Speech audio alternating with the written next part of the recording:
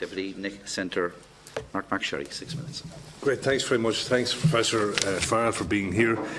All my questions are obviously focused on the fact that because of the issues that you're highlighting,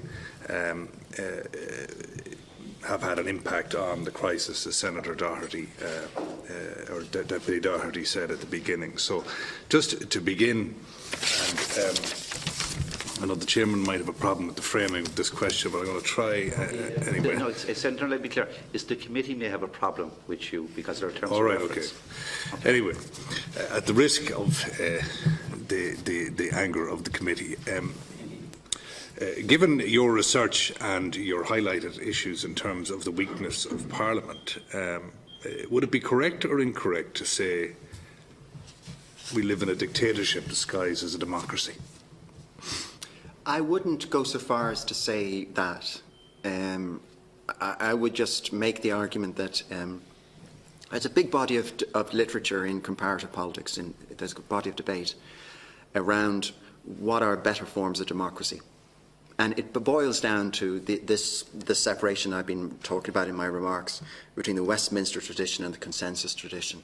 And there are some differing views, but for the most part, the balance of arguments would favour the consensus tradition.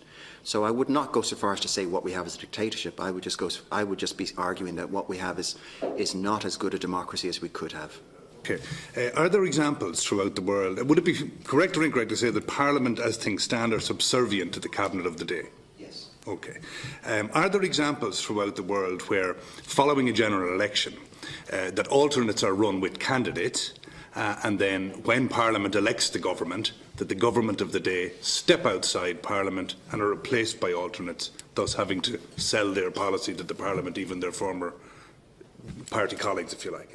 Are there examples of that, and can you outline? There are right in my head right now. I don't have any examples, but I can tell you that the more normal situation in most of the continental European democracies is for the ministers to be external from the Parliament. Either they have been appointed from outside the Parliament, or they are appointed from the Parliament, but they give up their parliamentary seats on their appointment. And that's alternates. Is that how that works? Is there alternates run in parallel? There are different ways in which you can produce that, but if that would be one version. And actually, that's one of the recommendations of the Irish Constitutional Convention, which this government rejected. Does that help? Does that help improve the situation? It can improve the situation because it does mean that you, well, among other things, it means that you have a greater population of members from which you can select your committee chairs and your committee members, that you have more parliamentarians who are now playing their parliamentary role. That would be one area. It does allow, depending on the kind of version that you've got, for more expertise to be brought into the Cabinet. Okay, and then just following on from Deputy Murphy's questioning, in those circumstances, would there be a relaxed whip situation then? It's very hard, I'll be honest, it's very hard to get accurate information on the degrees of the strength of the whip systems across the different democracies.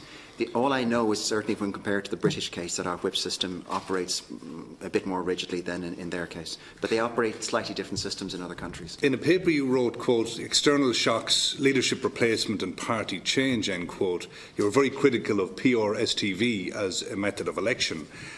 You said, quote, "PRSTV reflects the diktats of the Irish political culture." Why in your opening statement did you make no reference to that, and can you comment on what the better system may be? I'd love to know which paper that was that you're quoting me from, but that's what it was called. So just for clarity for the Chair, I just consult my notes 1 second. There may be some additional. I think it may have related to Fianna Fáil, a paper called "External," this is a quote, "External shocks, leadership replacement and party change, the case of Fianna Fáil." Would that ring a bell? Yeah, the problem with being an academic is you write a fair bit and then you forget. Okay. And my sad little academic brain. I'm sure it does exist. So, but answer the question anyway. It's a pertinent question about the electoral system, because it does come up regularly about whether the electoral system is a villain in the piece here. And there are differing views about that, about whether the electoral system could be changed, and therefore we might produce a better form of politics. I think the problem is, and it goes back to what I was saying at the beginning, is that if you're going to effect a cultural change, you need to do a radical overhaul in how our governmental and political system operates. And perhaps changing the electoral system would help. I'm prepared to accept that. But it's not a magic bullet as is so often portrayed. If we changed PRSTV to a closed list system, yes, we get away from the ambulance chasing of constituents by parliamentarians. But what you might instead get is ambulance chasing of party members by parliamentarians. Because now you're moving from trying to get as many votes as possible to get elected to trying to get as many votes as possible to get selected. Does ambulance chasing become more elitist? No, you don't. Does it change the lane of the ambulance and only certain people get into it? No, because what effectively it's what's causing things is not the electoral system, it's the culture of how politics operates. There have been 4 cases on this planet of electoral reform in the last 50 years. It's France, Italy, New Zealand and Japan. They're the only 4 countries of the established democracies that have changed their electoral system. And none of those changes have fixed the problem that they were supposed to fix. Just running out of time, so I have one question with final question with just 2 parts. The stripping of power from local authority members over the last decade to 15 years, has that contributed to a lack of focus of parliamentary members on important national matters, such as preventing crisis of the banking crisis, or do you feel it's been a good thing? And secondly, considering and quoting your own testimony, the weakness of the Irish Parliament, is it your view that a banking crisis of such a damaging nature was unlucky, unfortunate or inevitable? I wouldn't have the expertise to answer that question. I'd like to think it was unfortunate. The weakness of local government is actually, to my mind, and I'm not alone in this, a bigger factor in trying to explain the cultural problems with how our Oireachtas operates than the electoral system. The issue is a demand-based problem, not a supply-based problem. So it focuses the national body of politicians, and I'm just finishing, more on the local situation than on the national. Because the individual citizens, and I'm guilty of this as a citizen, find nowhere else to go, so they go to the Member of Parliament.